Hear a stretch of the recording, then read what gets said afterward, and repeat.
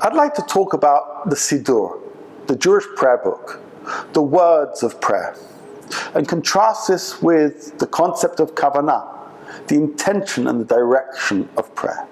How do we balance the fixed words of prayer, called the keva, the fixed nature of Jewish prayer, and the sincere emotional intentionality that should be a part of our prayer, the kavanah? And to answer, I'd like to make reference to a movie called Shine, which describes the life of the Australian pianist David Heathcott. David was an extraordinary pianist, and he came to London to the Royal College of Music in order to improve his skills and become the world-class pianist that he was to be. And when he was training with his guide, his professor, Professor Parks, there's a wonderful moment in that movie which I think explains the relationship between keva and kavanah, between the words in the prayer book and the intentions we should have in prayer. David is learning how to play Rachmaninoff's Third Symphony, the Rag 3, the most difficultest piece you could ever play, as he says. And he's sitting next to Professor Parks, who's guiding him, coaching him, giving him mentoring in how to do so. And they have the notes of Rachmaninoff in front of him. And David is reading the notes. And Professor Parks turns to David and he says, "Do you read the notes?" And David says, "Is that the right thing to do?" He says, "Well, of course you need to read the notes, but then you need to forget them so that the playing comes from within." In that brief moment of the movie Shine, I think we see an explanation of the relationship between keva and kavanah, fixed prayer, a meaningful prayer. We have the words of the Siddur to guide us, the words that we need to recite like notes that we're supposed to play.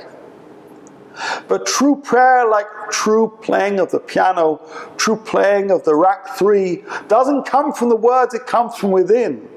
Doesn't come from what's printed, but it comes from what's inside of us, with the kavanah, the intentionality, the passion, the seeking, the yearning for a relationship with God. What we need to learn is how to pray the way David learned how to play. We need to learn the words of prayer, and in many ways then forget them. So the words aren't just found on the Siddur, but they come from the heart.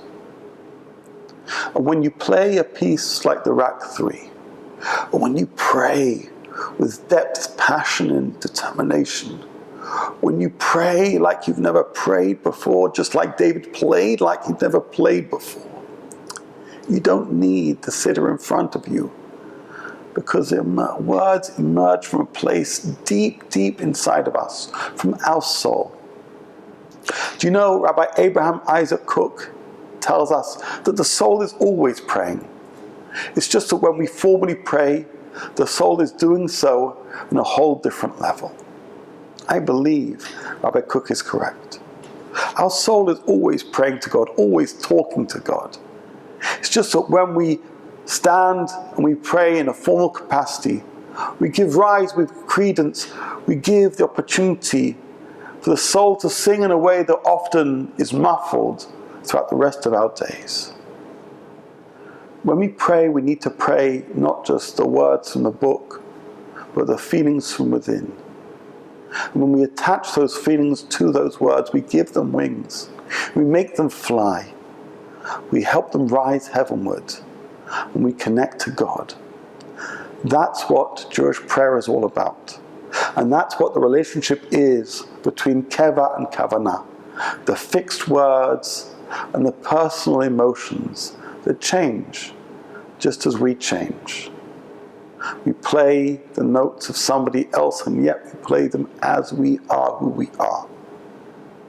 And just as a piano player plays Rag, but in the way that they know to play it, we pray the words that the great men of the assembly, the Anshe Knesset Hagdolah, penned. We pray them as who we are. And that's how prayer can be personal prayer. That's how prayer can be intentional prayer, prayer with kavanah. That's ultimately the spirit, the message, and the secret of Jewish prayer.